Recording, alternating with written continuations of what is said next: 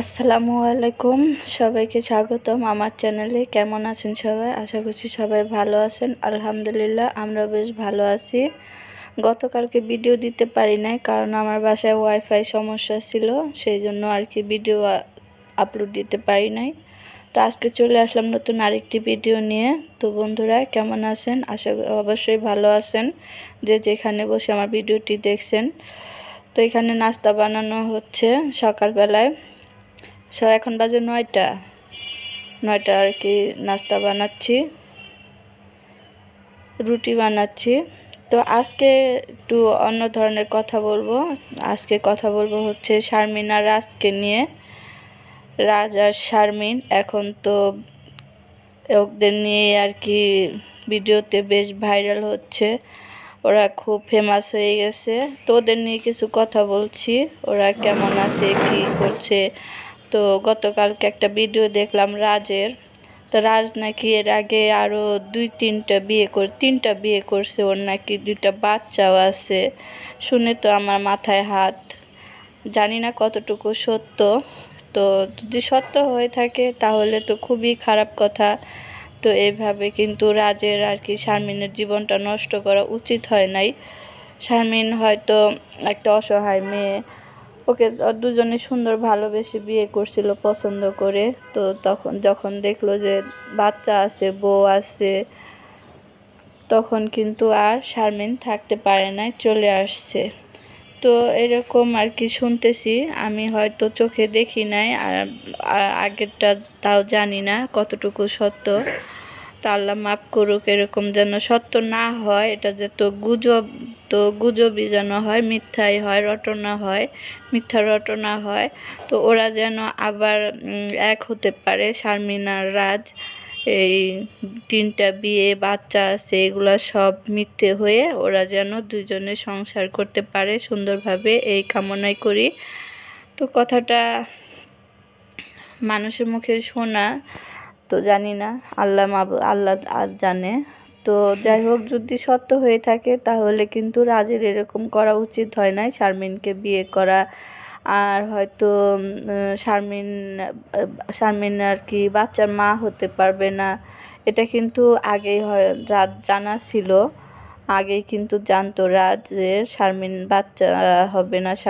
শারমিনের আরেক জায়গায় প্রথমে আরেকটা বিয়ে হয়েছিল, সেখানে থেকে ও চলে আসছে।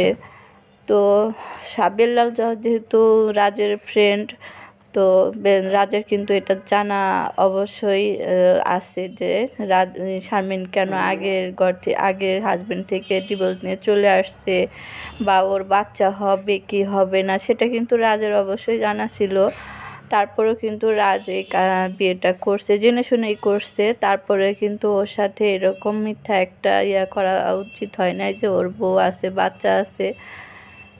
তো ওকে কষ্ট দেওয়া উচিত হয় না। শারমিন কিন্তু অনেক ভালোবাসতো রাজকে, অনেক ভালোবেসে নিজে পছন্দ করে নিজের ইচ্ছায় বিয়ে করছে। তো এখন এসব আর কি জানার পরে হয়তো শারমিনের অনেক কষ্ট লাগছে, সেই জন্য ও চলে আসছে। ও মানসিকভাবে অনেক ভেঙে পড়ছে, ওর মনটা অনেক খারাপ, ওর শরীরটাও অনেক খারাপ, ও চিকিৎসা করতেছে। তো যাই হোক, জানি না এর বাকিটা কি অবস্থা হবে। তো আমরা তো দেখতেছি ভিডিওতে, এখন বাকিটা আল্লাহ জানে সত্য মিথ্যা। তো আপনারা ওদের জন্য দোয়া করবেন, আমরাও দোয়া করি। একটা মেয়ে কিন্তু সংসার ভাঙতে চায় না, একটা সংসার বিয়ে করছে সংসার ভাঙার জন্য নয়, সংসার থাকবে না এই চিন্তা করে কিন্তু বিয়ে করে না, একটা সংসার কি সুন্দরভাবে করবে এই জন্যই আর কি বিয়েটা করছে, সারা জীবন একসাথে থাকবে।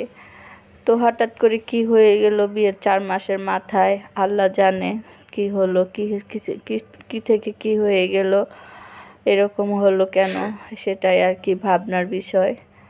তো যাই হোক, শেষ পর্যন্ত আর কি আশা করি যে শারমিন আর কি ফিরে যাবে রাজের কাছে। রাজও আর অপেক্ষায় বসে আছে, মানুষের জীবনে অনেক ঘটনাই ঘটে, অনেক ইতিহাসই থাকে, সব কিছু ভুলে গিয়েই কিন্তু আমরা আবার এক হতে পারি, আমরা আবার সুন্দর করে কিন্তু আর কি সংসার করতে পারে। এটাই আর কি শারমিনের কাছে আশা করব। এখন বাকিটা শারমিনের উপরই নির্ভর করে, শারমিন কি করবে না করবে, ওর ভালো ও বুঝে। সবাই ওকে আর কি সুপরামর্শ দিবেন, কেউ বাজে কমেন্ট করবেন না, তাতে করে ওর মন ভেঙে যাবে, ও আরও ভেঙে পড়বে। তাই আমরা চাইবো যে ওকে ভালো কমেন্ট করবেন, ভালো পরামর্শ দিবেন, কোনো আঘাত দিয়ে কথা বলবেন না। একটা মানুষের আঘাত দিয়ে কথা বললে কিন্তু তার অনেকটাই ও ভেঙে পড়ে মানুষ। তো বন্ধুরা, শারমিন আমার কিছু লাগে না। আমি একজন ভিউয়ার্স, হয়তো বলবেন যে আপনি কি লাগেন, আপনি চামচামি করেন কেন, আপনি কি চামচা নাকি, আপনি ওর কি লাগেন? আমি কিছুই লাগি না, আমি একজন ভিউয়ার্স, একজন সাবস্ক্রাইবার। তার জন্য ওর ভিডিও আমি প্রতিনিয়ত দেখি, ভালো লাগে, রাজের ভিডিও দেখি, সে প্রথম থেকে ওর ভিডিও দেখে আসছি। তার জন্যে আর কি এই কথাগুলি বলা। হয়তো আপনাদের কাছে কারো কাছে খারাপ লাগতে পারে, কারো কাছে ভালো লাগতে পারে। তো যাই হোক, যাদের কাছে খারাপ লাগবে কিছু করার নাই। তো একজনের ভালো একজন কিন্তু দেখতে পারে না, এটাই হচ্ছে দুনিয়ার নিয়ম। তো আপনারা কোনো খারাপ কমেন্ট করবেন না, আমিও চাই না। আমি একজন ভিউয়ার্স হিসাবে শারমিনের ভালো চাই, শারমিন যাতে ভালো থাকে, রাজেরও ভালো চাই। ওর মা বাবা অনেক ভালো, ওর মা বাবাকে দেখলে অনেক ভদ্র মনে হয়। তো ওকে নিয়ে অনেক আর কি ভিডিও হচ্ছে রাজ আর শারমিনকে নিয়ে। তো যাই হোক, যে যাই করেন কোনো খারাপ করবেন না, যাতে ওদের সংসারটা টিকে থাকে, ওরা যাতে শান্তিভাবে থাকে, ওরা যাতে ফিরে যায়, শারমিন যাতে ওর স্বামীর সংসারে ফিরে যায়, আবার এক হয়ে সুন্দরভাবে সংসার করে, সেটাই আর কি করবেন আপনারা।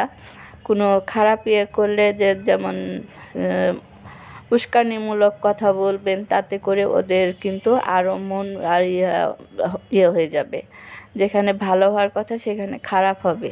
তাই আপনারা কোনো খারাপ করবেন না। সবাই আর কি, দুনিয়ায় মানুষ কয়দিনের জন্য আসে, আজ আছি কাল নাই। তাই মানুষের ভালো চিন্তাটাই করা উচিত।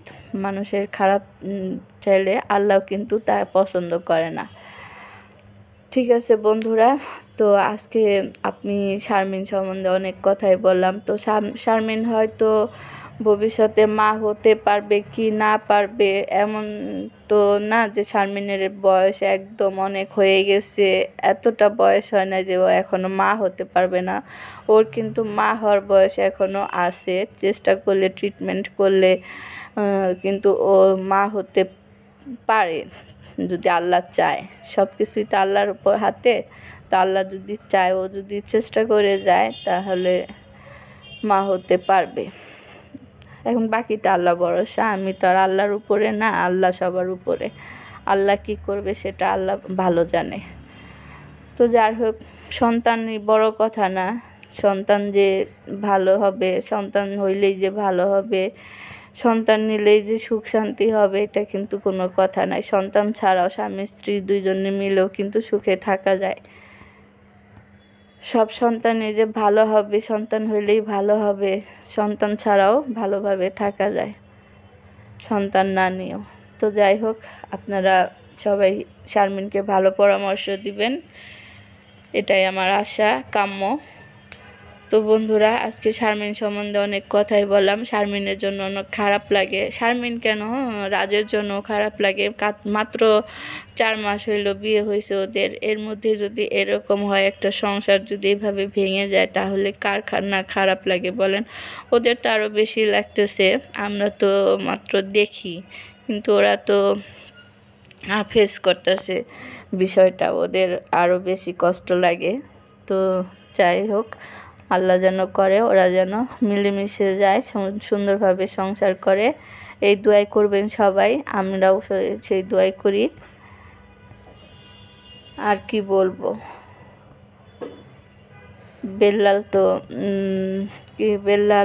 বেল্লালও অনেক চেষ্টা করতেছে। বেল্লালকেও বলবো, বেল্লাল তোমার বোনকে আর কি মিলিয়ে দাও, সংসারটা জোড়া লাগিয়ে দাও, তোমরা আত্মীয় স্বজন সবাই মিলে শারমিন আর রাজকে মিলিয়ে দাও।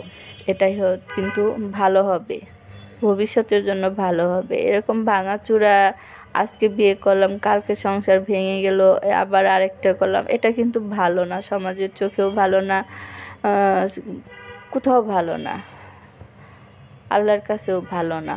তাই আল্লাহর দিকে তাকায় এত সবাই কিন্তু এক হয়ে গেলেই ভালো হয়। তাই হোক, আমি একদম সাধারণ মানুষ, আমার কথাগুলো হয়তো ভালো নাও লাগতে পারে। তো এখানে আমি বন্ধুরা রান্না করতেছি, আজকে কলই শাক রান্না করছি। এই যে দেখুন কলই শাক কত সুন্দর হয়েছে কলই শাকটা। এই কলই শাকটা সোহাগের আব্বু 2 দিন আগে বাজার থেকে কিনে আনছিল, তা আজকে ফ্রিজ থেকে বের করে সুন্দর করে বেছে তারপরে যে কেটে নিছি। শীতকালে কলই শাক খেতে কিন্তু অসাধারণ লাগে। আর হচ্ছে কলই শাকটা আমার খুবই প্রিয়। তো এবার তো সারা শীতে খাইতে পারি নাই, শীতের শেষে এসে খেলাম। তো যাই হোক, তারপরে খাওয়া হয়েছে, আল্লাহ খাওয়াইছে, শুকরিয়া আল্লাহর দরবারে। কলই শাকটা খেতে কিন্তু অনেক মজার হয় শীতকালে। তো আমি এখানে কলই শাক ভাজি করে নিছি। আর হচ্ছে এখানে আমি পোয়া মাছ রান্না করতেছি, টমেটো মটরশুঁটি দিয়ে পোয়া মাছ রান্না করতেছি, ভুনা ভুনা করব। তো এখানে আমি মশলা কষিয়ে, টমেটো কষিয়ে, মটরশুঁটি কষিয়ে ঝোল দিয়ে দিছি। এখন এই যে মাছ দিয়ে দিব। মাছটা কিন্তু কাঁচাই দিছি, ভাজি নেই, কারণ কাঁচা মাছটা খেতে সোহাগের আব্বু ভীষণ পছন্দ, সেই রকমই খেতে চায়, ভাজতে মানা করছে, তার জন্য আর ভাজা হয় নাই। এভাবেই রান্না করলাম, এভাবে খেতে বেশি ভালো লাগে। আবার যারা পছন্দ করেন না তারা ভেজে নিতে পারেন। তো ভেজে এরকম টমেটো দিয়ে মটরশুঁটি দিয়ে ভুনা ভুনা করবেন, মাখা মাখা, দেখবেন খেতে অনেক মজার হয়। তো বন্ধুরা, এখানে আমি যে রান্না করে নিচ্ছি। আর এদিকে তো অনেক কথাই বললাম শারমিন আর রাজের বিষয়ে। রাজ নাকি অনেক কষ্ট দিচ্ছে, শারমিনকে অনেক মারধর করছে, জানি না সত্য কিনা মিথ্যা। তো যাই হোক, আবার বউ আছে, বাচ্চা আছে, শুনে তো আমার একদম আশ্চর্য লাগতেছে যে কি অবস্থা, দুনিয়াটা কি হয়ে গেছে। তো এরকম করা উচিত না, এরকম না করে সুন্দরভাবে থাকাই উচিত, ভালো। তার এখানে যে আমি টমেটো দিয়ে যে মাছটা রান্না করতেছি সেটা বলক এসে গেছে, এখন ধনিয়া পাতা দিয়ে দিলাম। ধনিয়া পাতা দিয়ে এখন আবারও ঢেকে দিয়ে এটা মাখা মাখা করে রান্না করব। তো বন্ধুরা, আমার তরকারি রান্না করা শেষ। আর এই যে সোহাগের আব্বুকে খেতে দিয়ে দিছি। এখন কিন্তু প্রায় সন্ধ্যা হয়ে গেছে, কিছুক্ষণ পরে আজান দিয়ে দিব। আর আমরা এখন খাচ্ছি, কারণ সারাদিন গ্যাস থাকে না, আর কি বলবো, প্রতিদিন। তো এই যে সোহাগের আব্বু কলই শাক দিয়ে খাচ্ছে, কলই শাকের মধ্যে 2টা শুকনো মরিচ দিছি। আর শুকনো মরিচ দিয়ে কলই শাক খেতে কিন্তু অনেক মজা লাগে। আর কলই শাকটা অনেক সুন্দর হয়েছে, আরও মজা হয়েছে অনেক। আর কলই শাক ভাজি করলে কিন্তু কখনো ঢেকে ভাজি করবেন না, ঢাকলে কিন্তু কলই শাক একদম লাল লাল হয়ে যায়, আর লাল লাল কলই শাক খেতে কিন্তু ভালো লাগে না। আর এই যেখানে আমরা চা খাচ্ছি মাগরিবের পর, রং চা, আজকে গুড়ের চা বানানো হয়েছে। সকালবেলায় গুড়ের চা খাইছি, আর এখন সন্ধ্যা, এখনও গুড়ের চা খাচ্ছি। তো চাটা অনেক ভালো হয়েছে। সোহাগের আব্বু আর আমি বসে খাচ্ছি, আর সোহাগের আব্বু টিভি দেখতেছে। তো এই দেখুন সোহাগের আব্বু এমন করে কাপটা ভেঙেই ফেলবে। তো আজকের মতো ভিডিওটা এই পর্যন্তই। কেমন লাগলো অবশ্যই কমেন্ট করে জানাবেন। আমার কথাগুলো কেমন লাগলো, ভুল ত্রুটি হলে অবশ্যই ক্ষমা সুন্দর দৃষ্টিতে দেখবেন। আজকের মতো বিদায় নিচ্ছি, আল্লাহ হাফেজ, আসসালামু আলাইকুম।